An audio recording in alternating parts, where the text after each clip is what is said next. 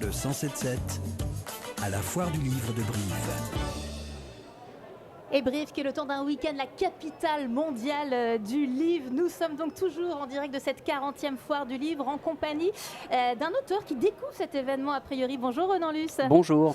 Vous venez à Brive avec votre tout premier livre, Une famille inquiète, l'histoire de votre famille. C'est un peu d'eux que vous dévoilez, beaucoup de vous aussi. Vous qui semblez assez pudique, est-ce que ça n'a pas été assez difficile finalement de vous raconter ainsi dans un livre ?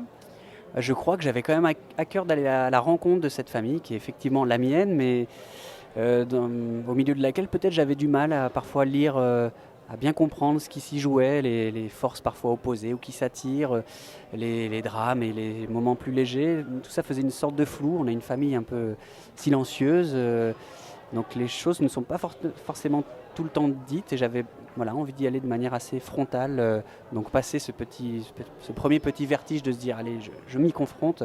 Au contraire, c'était un exercice très agréable. Alors dans cette famille inquiète, il y a une grande sœur porteuse de handicap et vous racontez cela très joliment, parce qu'on imagine bien que ça n'a pas dû être forcément facile tous les jours, mais ce qui semble transpirer de ce livre, c'est par exemple une enfance assez insouciante de votre côté. Oui, c'est vrai que jusqu'à il y a très peu de temps, je me suis toujours dit mais j'ai eu une enfance merveilleuse, alors que il est vrai qu'il y avait quand même des moments douloureux, plus sombres, mais que je ne percevais pas parce que j'avais des parents qui avaient à cœur de préserver leurs enfants. Et la contrepartie de ça, c'est que peut-être pour les préserver, on ne parlait peut-être pas suffisamment. Et ça a donné peut-être des couches comme ça de non-dits. Ce ne sont pas des grands secrets, mais juste des pudeurs de silence qui font parfois un petit vide. Dans cette famille inquiète, il y a aussi un frère qui a fait plusieurs tentatives de suicide. Vous abordez la difficulté d'avoir un proche dépressif. Vous parlez de vos parents, de votre fille, de vos doutes. Quelle a été la place de l'écriture dans tout cela ? Est-ce que ça a aidé à verbaliser peut-être certaines choses ? Oui, il y a ce côté un peu pansement qui vient un petit peu combler des vides, des questions, des choses que je n'arrivais peut-être pas bien à appréhender. Vous étiez surpris parfois parce que vous écrivez ? Je crois qu'assez vite, j'avais une vision un peu quand même complète de là où je voulais aller, mais ce sont les émotions en elles-mêmes qui m'ont un peu rattrapé par moments, parce qu'elles étaient parfois enfouies depuis longtemps. Alors ce livre ne sera pas qu'un livre, je crois. Il va y avoir un prolongement sur scène. Oui, j'ai eu envie, après avoir écrit ce récit, que ce livre m'accompagne sur ma nouvelle tournée, qui est une tournée très intime.